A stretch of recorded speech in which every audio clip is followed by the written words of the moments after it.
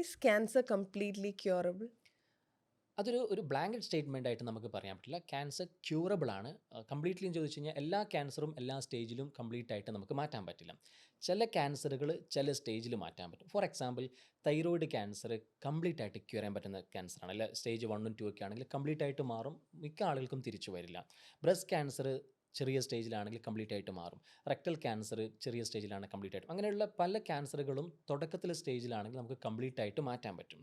അതിൽ തന്നെ കംപ്ലീറ്റ് ആയിട്ട് മാറിയാലും കുറച്ച് ആളുകൾക്ക് ചിലപ്പോൾ തിരിച്ചു വരാം. റിക്കറൻസ് എന്നാ പറയാം, അല്ലെങ്കിൽ മെറ്റാസ്റ്റാസിസ് വരാം. ബട്ട് ചില ക്യാൻസറുകൾ നമ്മൾ സ്റ്റേജ് 1ലാണെങ്കിൽ പോലും ചിലപ്പോൾ നമുക്കത് കംപ്ലീറ്റ് ആയിട്ട് ക്യൂർ ചെയ്യാൻ പറ്റണമെന്നില്ല.